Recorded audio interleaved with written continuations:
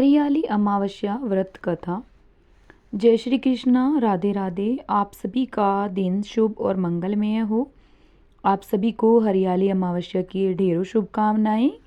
आज सावन मास की अमावस्या तिथि है, जिसे हरियाली अमावस्या के नाम से भी जाना जाता है। सावन मास की अमावस्या तिथि का विशेष महत्व है। इस दिन भगवान शिव और माता पार्वती के साथ पीपल की पूजा करने का भी विधान है। सावन माह में हरियाली अमावस्या विशेष पुण्यकारी मानी जाती है।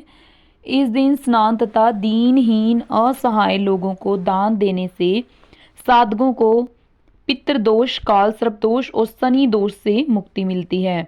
इस अमावस्या पर पौधे लगाना बेहद शुभ माना जाता है। साथ ही इस दिन पीपल के वृक्ष की जड़ पर दूध और जल अर्पित किया जाता है। इससे साधकों को देवताओं और पितरों का आशीर्वाद प्राप्त होता है। कहा जाता है कि हरियाली अमावस्या के दिन पूरी शक्तियों से बचने के लिए भगवान शिव की पूजा अत्यंत महत्वपूर्ण हो जाती है। ऐसे में इस दिन भगवान शिव का रुद्राभिषेक करवाने का बड़ा महत्व है। इस दिन रुद्राभिषेक करवाने से साधक को भगवान शिव का आशीर्वाद प्राप्त होता है। मान्यता है कि अमावस्या के दिन पीपल की पूजा करने के बाद कथा सुनने व पढ़ने मात्र से जीवन के सभी संकट दूर हो जाते हैं और जीवन में सुख समृद्धि आती है। तो आज मैं आपको सुना रही हूँ हरियाली अमावस्या की बड़ी ही दुर्लभ कथाएं। तो इन कथाओं को बड़ी ही श्रद्धा और प्रसन्नचित मन से पूरा अवश्य सुनिएगा। बहुत समय की बात है, एक राजा महल में अपने परिवार के साथ सुखपूर्वक निवास किया करता था। उसका एक पुत्र था जिसकी शादी हो चुकी थी। राजा की पुत्रवधू ने एक दिन रसोई में मिठाई रखी हुई थी, तो वह सारी मिठाई खा गई। जब उसे पूछा गया कि सारी मिठाई कहाँ गई, तो उसने कहा कि सारी मिठाई तो चूहे खा गए। पुत्रवधू की यह बात चूहों ने सुन ली और वे इस गलत आरोप को सुनकर अत्यंत क्रोधित हुए। इसके बाद उन्होंने राजा की बहू को सबक सिखाने का निश्चय कर लिया। कुछ दिनों के बाद महल में कुछ मेहमान आए। फिर क्या था, चूहों ने सोचा कि यह अच्छा मौका है राजा की पुत्रवधू को सबक सिखाने का। बदला लेने के लिए चूहों ने बहू की साड़ी चुराई और उसे ले जाकर अतिथि के कमरे में रख दिया। जब सुबह सेवकों और अन्य लोगों ने उस साड़ी को वहां पर देखा तो लोग राजा की बहू के चरित्र के बारे में बात करने लगे। यह बात जंगल में आग की तरह पूरे गांव में फैल गई। जब यह बात राजा के कानों तक पहुंची तो उसने अपनी पुत्रवधू के चरित्र पर शक करते हुए उसे महल से निकाल दिया। राजा की बहू महल से निकलकर एक झोपड़ी में रहने लगी और नियमित रूप से पीपल के एक वृक्ष के नीचे दीपक जलाने लगी। इसके साथ ही वह पूजा करके गुड़धानी का भोग लगाकर लोगों में प्रसाद वितरित करने लगी। इस प्रकार कुछ दिन बीत जाने के बाद एक दिन राजा उस पीपल के पेड़ के पास से गुजरे जहां उनकी बहू हमेशा दीपक जलाया करती थी। इस दौरान उनका ध्यान उस पेड़ के आसपास जगमगाती रोशनी पर गया। राजा इसे देखकर चकित रह गए। महल में वापस आने के बाद उन्होंने अपने सैनिकों से उस रोशनी के रहस्य का पता लगाने के लिए कहा। सैनिक राजा की बात मानकर उस पेड़ के पास चले गए। वहां पर उन्होंने देखा कि दीपक आपस में बात कर रहे थे। सभी दीपक अपनी अपनी कहानी बता रहे थे। तभी एक दीपक बोला, मैं राजा के महल से हूँ। महल से निकाले जाने के बाद राजा की पुत्रवधू रोज मेरी पूजा करती हैं और मुझे प्रज्वलित करती हैं। सभी अन्य दीपकों ने उससे पूछा कि राजा की बहू को महल से क्यों निकाला गया। तो उसने बताया कि एक दिन उसने मिठाई खाकर चूहों का झूठा नाम लगा दिया था। इस पर चूहे नाराज हो गए और राजा की बहू से बदला लेने के लिए उसकी साड़ी अतिथि के कमरे में रखाई। यह सब देखकर राजा ने उन्हें महल से निकाल दिया। यह सब सुनकर सैनिक भी हैरान रह गए और महल वापस आकर उन्होंने राजा को पूरी कहानी सुनाई। यह सुनकर राजा को अपनी गलती का एहसास हुआ और उसने अपने पुत्र वधू को महल में वापस बुला लिया। इस प्रकार पीपल के पेड़ की नियमित पूजा करने का फल राजा की बहू को मिला और वह अपना जीवन आराम से व्यतीत करने लगी। बोलिए भगवान भोलेनाथ की जय। बोलिए माता पार्वती की जय। अब आइए श्रवण करते हैं अमावस्या माता की कथा, जिसे सुनने के बाद ही अमावस्या का व्रत पूर्ण माना जाता है। पौराणिक कथा के अनुसार एक गांव में सास और बहू अकेले रहती थी और उनका बेटा विदेश में कमाने के लिए गया हुआ था। सास और बहू बहुत प्रेम से रहती थी। दोनों एक दूसरे की देखभाल भी करती थी। एक दिन बहू ने खाना नहीं खाया, तब सास बहू से पूछने लगी कि बेटा आज तुमने खाना क्यों नहीं खाया। तब बहू कहने लगी कि सासू माँ, आज मेरा अमावस्या माता का व्रत है, इसलिए मैंने खाना नहीं खाया। तब सास ने कहा कि बहू, यह व्रत क्या होता है और इस व्रत को करने से क्या फल मिलता है, यह मुझे भी समझाओ। तब बहू कहने लगी कि सासू माँ, अमावस्या माता का व्रत करने से बहुत पुण्य मिल जाता है।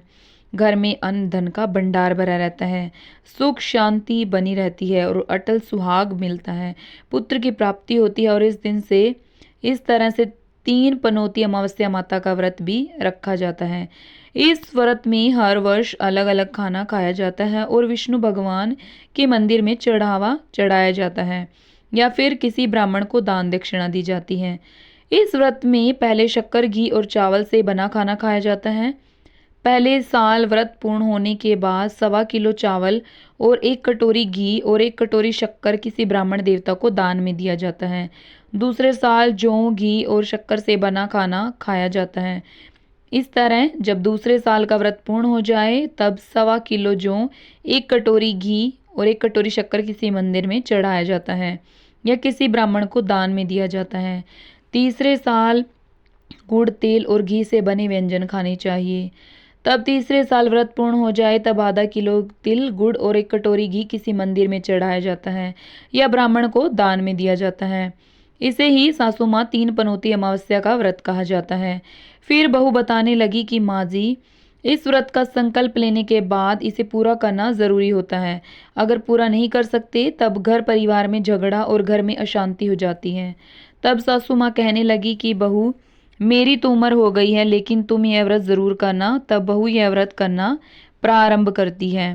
एक दिन बहू ने किसी के कहने पर गेहूं से बनी रोटी खा ली और अमावस माता इस बात से नाराज हो गई। अब जो सास और बहू एक दूसरे से प्रेम करती थी, अब उन दोनों में झगड़े होने लगे। सभी गांव वाले भी हैरान हो गए कि इनके घर में यह सब क्या हो रहा है। सास अपनी बहू को कहने लगी, जब से तुम हमारे घर में बहू बनकर आई हो तब से हमारे घर की लक्ष्मी चली गई है। तुम इस हमारे लिए बिल्कुल भी शुभ नहीं हो।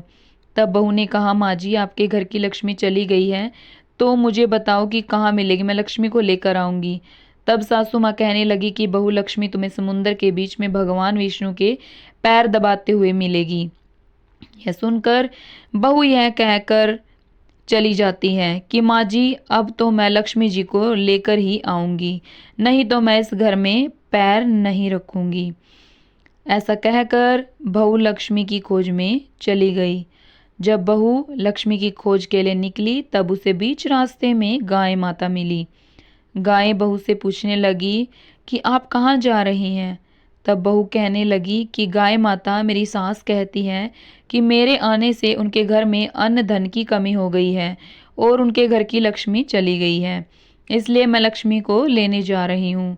तब गाय माता कहने लगी कि बेटी, अगर तुम जा ही रही हो तो भगवान से मेरे बारे में भी पूछ लेना। तब बहू कहने लगी कि ठीक है गाय माता, मैं आपके बारे में भी पूछ लूंगी। तब गाय माता कहने लगी कि जब मेरा बछड़ा होता है तो वह मर जाता है, जिंदा नहीं रहता। तुम लक्ष्मी जी से पूछ लेना कि आखिरकार मेरे साथ ऐसा क्यों हो रहा है, मैंने ऐसे कौन से कर्म किए हैं जिसकी सजा मुझे मिल रही है। तब बहू कहने लगी, गाय माता, मैं आपके बारे में जरूर पूछ लूंगी। ऐसा कहकर बहू आगे बढ़ गई। तब आगे बढ़ी तब रास्ते में उसे एक घोड़ी मिली जिसके गले में घंटी बंधी हुई थी। घोड़ी ने कहा कि बेटी, तुम मेरे दुख का निवारण लक्ष्मी जी से पूछ लेना। तब बहू कहने लगी कि मैं जरूर पूछ लूंगी। ऐसा कहकर बहू आगे बढ़ गई। आगे जाते ही बहू को एक अंधा और बहरा बुजुर्ग मिला। उसने भी बहू से अपनी समस्या के निवारण के लिए पूछने को कह दिया। तब बहू उसकी समस्या भी भगवान से पूछने को कहकर आगे बढ़ गई। आगे जाते ही बहू को बड़ी बूढ़ी औरत मिली जो कि हाथ और पैर से अपाहिज थी। उसने भी बहू से कहा कि बेटी, जब तुम भगवान से मिलो तो उनसे पूछना कि आखिरकार मैं अपाहिज क्यों हुई, मैंने ऐसे कौन से कर्म किए थे। तब बहू उसकी समस्या पूछने के लिए तैयार हो गई। फिर आगे बढ़ गई। आगे जाते जाते बहू बहुत थक गई और एक आम के पेड़ के नीचे बैठ गई। आम का पेड़ बड़ा खुश होकर बहू से पूछने लगा कि बेटी, तुम कहाँ से आई हो और कहाँ जा रही हो? तब बहू कहने लगी कि वह लक्ष्मी जी को लेने जा रही हूँ। तब आम का पेड़ भी अपनी समस्या भगवान से पूछने के लिए कहने लगा कि मेरे पेड़ पर लगे हुए आम खट्टे ही क्यों होते हैं? इस बारे में बहुरानी भगवान से जरूर पूछ लेना। तब बहू पेड़ की समस्या लेकर आगे बढ़ गई। थोड़ी दूर जाने पर बहू को एक तलाई मिली। वह भी बहू से कहने लगी कि बहू, तुम भगवान से पूछना कि मेरी तलाई का पानी इतना मैला क्यों है, कोई यहाँ आकर पानी नहीं पीता। तब बहू कहने लगी कि मैं जरूर पूछ लूंगी। ऐसा कहकर बहू आगे बढ़ गई। बहुत दिनों से जंगल में चलते चलते बहू थक गई थी। उसे भूख भी लग गई थी, लेकिन खाने को कुछ नहीं मिला, तो वह भूख और प्यास से बेचैन हो गई और जंगल में बेहोश हो गई। उसी समय भगवान श्री हरि और माता लक्ष्मी जी घूमते हुए उधर जा रहे थे। तब माता लक्ष्मी जी विष्णु भगवान से कहने लगी कि हे नाथ, यह तो आपकी बहुत बड़ी भक्त है, आप इसके दुख निवारण कीजिए। तब भगवान श्री हरि कहते हैं कि संसार में तो बहुत से जीव दुखी हैं, सभी अपने कर्मों का फल भोग रहे हैं, मैं किस किस के दुखों का निवारण करूं? तब माता लक्ष्मी जी भगवान श्री हरि से विनती करने लगी और कहने लगी कि वह भूखी और प्यासी है, अगर इसे जंगल में छोड़ दिया जाए तो जंगली जानवर उसे खा जाएंगे। माता लक्ष्मी जी की बात को सुनकर भगवान श्री हरि एक साधु का वेश धारण करके बहू के पास गए और उसे होश में लेकर आए। बहू के होश में आते ही साधु वेश में भगवान उससे पूछने लगे कि वह यहाँ क्यों आई है और कहाँ जा रही है। तब बहू ने सारी बात बता दी। उसकी बात को सुनकर भगवान श्री हरि और माता लक्ष्मी जी प्रकट हो गए। उनके साथ साथ अमावस्या माता भी प्रकट हो गई। बहू यह सब देखकर उनके चरणों में गिरकर उन्हें प्रणाम करने लगी और तब अमावस्या माता बहू से कहने लगी कि बेटी, तूने मेरे व्रत को खंडित किया है, इसकी सजा तुझे मिली है, लेकिन अब मैं तुझे क्षमा करती हूँ। अब तुम घर अपने को जाओ, तुम्हारा घर अन्न और धन से भर जाएगा, तुम्हारा घर सुंदर महल में बदल जाएगा और तुम्हारी सभी मनोकामनाएं भी पूर्ण हो जाएंगी। यह सब होने के बाद बहू ने रास्ते में जो जो भी मिला था उन सभी के दुखों का निवारण करने के लिए विनती की। तब भगवान श्री हरि कहने लगे कि गाय ने कभी अपना दूध किसी और को नहीं पिलाया, इस कारण उसे बछड़े जिंदा नहीं रहते।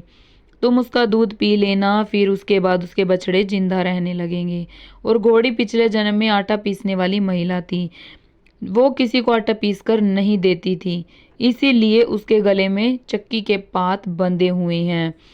तुम उसके पात खोल देना, वो बिल्कुल ठीक हो जाएगी। और वह बुजुर्ग कभी भगवान के मंदिर नहीं गया, ना ही कभी उसने भगवान के भजन सुने।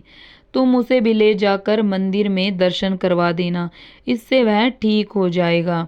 अपाहिज महिला, उसने कभी अपनी जवानी में दान पुण्य नहीं किए, उसकी यह सजा मिली है।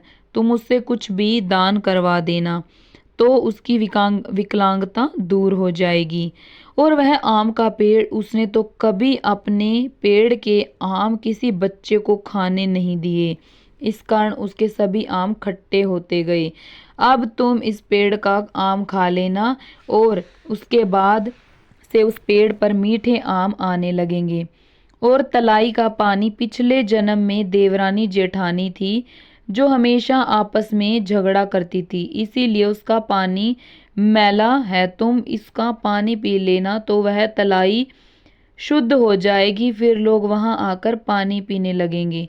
इस प्रकार बहू ने भगवान श्री हरि, माता लक्ष्मी जी और अमावस्या माता को प्रणाम किया और उन्हें धन्यवाद दिया और अपने घर के लिए तैयार हो गई। रास्ते में उसे जो कुछ भी मिला, उनकी सब समस्याएं भगवान के कहे अनुसार वह दूर करती चली गई। सभी ने उसे भर भर कर आशीर्वाद दिए। घर पहुंचते ही उसका टूटा फूटा घर एक सुंदर महल में बदल गया उसके घर में अब अन्न और धन के भंडार भर गए। अब बहू ने सासू माँ से कहा कि सासू माँ, आपने तो सच में कहा था कि मैं आपके लिए शुभ नहीं हूँ। मेरे जाने से ही आपके घर में लक्ष्मी आई है। आप यहाँ रहें, मैं मरने जा रही हूँ। तब सास ने कहा, बेटी तुम ऐसा क्यों बोल रही हो? तुम मरने की बातें क्यों कर रही हो? तब यह बात सुनकर तुम्हारी अमावस्या माता के व्रत करने का फल नहीं है। सास ने यह बहू को बताया, जो हमें मिला है, तुम यहीं पर रहो, अब तुम यहाँ से कहीं नहीं जाओगी। इस प्रकार सास और बहू खुशी खुशी रहने लगी। और फिर एक दिन सास का बेटा भी विदेश से वापस लौट आया। फिर क्या था, घर में जब उसने खूब धन और दौलत और धन के भंडार देखे, तब उसकी माँ ने सारी बातें अपने बेटे को बता दी। इस प्रकार वे लोग खुशी खुशी रहने लगे और तीनों मिलकर अमावस्या माता के व्रत को रखने लगे। प्रेम से बोलिए अमावस्या माता की जय। ही अमावस्या माता, आप सभी की रक्षा करना। इस कथा को कहने, सुनने और हुंकार भरने वाले सभी भक्तों के घर में धन धान्य के भंडार भरना, सभी की रक्षा करना। प्रेम से बोलिए अमावस्या माता की जय। तो यह थी मौनी अमावस्या की कथा। एक बार प्रेम से बोलिए अमावस माता की जय। हे अमावस माता, इस कथा को कहने, सुनने और हुंकारा भरने वाले सभी भक्तों के घर में धन धान्य के भंडार भरना और सभी की रक्षा करना। अब आइए श्रवण करते हैं हरियाली अमावस्या की अगली कथा, जिसे सुनने मात्र से घर में सुख समृद्धि का वास होता है।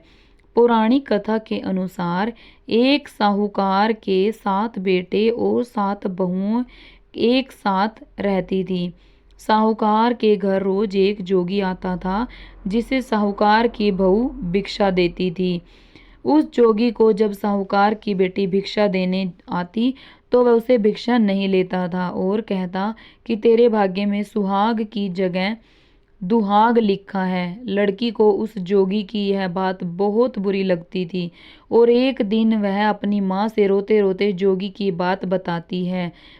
सारी बात सुनकर माँ कहती है कि कल जब जोगी आएगा तब मैं सुनती हूँ कि वह क्या कहता है और क्यों कहता है। अगले दिन फिर जोगी आता है तो साहूकारनी छिप कर बैठ जाती है और लड़की को भिक्षा देने भेजती है। जोगी उससे भिक्षा नहीं लेता और फिर वही बात दोहराता है कि तेरे भाग्य में सुहाग की बजाय दुहाग लिखा है। लड़की की माँ बाहर निकल कर आती है और जोगी से कहती है कि एक तो हम तुम्हें भिक्षा देते हैं और तू हमें गाली देता है। जोगी कहता है कि मैं गाली नहीं दे रहा हूँ, जो बात सच है वही कह रहा हूँ। इसके भाग्य में जो लिखा है मैं वही सच आपको बता रहा हूँ। सारी बातें सुनने पर लड़की की माँ कहती है कि जब मुझे सारी बात पता है तो इससे बचने का उपाय भी बता दो। जोगी कहता है कि 7 समंदर पार एक धोबन रहती है जिसका नाम सोना है। वह अमावस्या का व्रत करती है। अगर वह आकर इसे फल दे दे तब इसका दुहाग टल सकता है, अन्यथा विवाह के समय सर्प के काटने से इसके पति की मृत्यु हो जाएगी। सारी बात सुनकर माँ रोने लगी और सोना धोबिन की तलाश में निकल गई। चलते चलते रास्ते में तेज धूप पड़ रही थी, जिसे बचने के लिए वह एक पीपल के वृक्ष के नीचे बैठ गई। उस वृक्ष पर एक गरुड़ के बच्चे अपने घोंसले में थे। एक सांप आया और गरुड़ के बच्चों को खाने के लिए लपका, लेकिन साहूकारनी ने उस सांप को मारकर बच्चों की रक्षा की। कुछ देर बाद गरुड़नी आई और सब जगह खून देखकर साहूकारनी को चोंच से मारने लगी।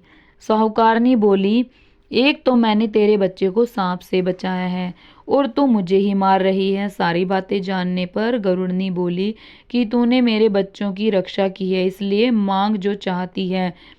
साहूकारनी गरुड़नी से कहती है कि मुझे 7 समुंदर पार सोना धोबिन के यहाँ छोड़ दो, और गरुड़नी ने वैसा ही किया। साहूकारनी वहां पहुंच तो गई, लेकिन सोचने लगी कि इसे कैसे मनाऊं। सोना धोबिन की भी 7 बहुएं थी, लेकिन घर के काम को करने के लिए सदा आपस में ही लड़ती झगड़ती रहती थी। रात को जब सब सो जाते तो ब्राह्मणी साहूकारनी के घर आती जाती और चुपके से ये सारे काम करके उजाला होने से पहले भी चली जाती। सारी बहुएं आपस में यह सोचती कि कौन सी बहू है जो सारा काम कर देती है, लेकिन एक दूसरे से पूछने की हिम्मत किसी की भी नहीं होती। एक दिन सोना धोबी ने भी सोचा कि आजकल बहुएं लड़ती भी नहीं हैं और काम भी सारा हो जाता है। सोना धोबी ने सारी बहुओं को बुलाया और पूछा कि आजकल तुम लड़ती भी नहीं हो और घर का सारा काम भी हो जाता है। सोना धोबी ने अपनी बहुओं से पूछा कि घर का सारा काम कौन करता है। बहुएं सास से झूठ कहती हैं कि लड़ाई करने से क्या फ़ायदा, इसीलिए हम मिलकर काम कर लेते हैं। सोना धोबी को अपनी बहुओं की बात पर विश्वास नहीं होता और वह रात में जागकर स्वयं सच देखना चाहती है कि कौन घर का सारा काम करता है। रात होने पर सोना धोबिन छिप कर बैठ जाती है और कहती है कि मैं भी देखूं कौन सी बहू काम करती है। रात को घर में एक औरत चुपके से घर में घुस रही है। वह देखती है कि उसने घर का सारा काम कर दिया है और जाने की तैयारी में है। जैसे ही साहूकारनी जाने लगती है तो सोना धोबिन उसे रोकती है और पूछती है कि तुम कौन हो और क्या चाहती हो। साहूकारनी कहती है कि पहले तुम वचन दो तब बताऊंगी। सोना धोबिन वचन देती है। तब साहूकारनी कहती है मेरी बेटी के भाग्य में दुहाग लिखा है, लेकिन तुम अमावस्या का व्रत करती हो तो मेरे साथ चल कर उसे सुहाग दे दो। सोना धोबिन वचन से बंधी थी तो वह साहूकारिनी के साथ चलने को तैयार हो जाती है। जाते हुए सोना धोबिन अपने बेटे व बहुओं से कहती है कि मैं इस औरत के साथ इसकी बेटी को सुहाग देने जा रही हूँ, लेकिन अगर मेरे पीछे से तुम्हारे पिताजी मर जाएं तो उन्हें घी और तेल के कूप में डालकर रख देना। सोना धोबिन साहूकारनी के घर पहुंच जाती है। साहूकारनी अपनी बेटी का विवाह करती है तो फेरों के समय सोना धोबिन कच्चा करवा दूध तथा तार लेकर बैठ जाती है। कुछ समय बाद सांप आया और दूल्हे को डसने लगा तो सोना धोबिन ने करवा आगे कर तार से सांप को बांध दिया और सांप मर गया।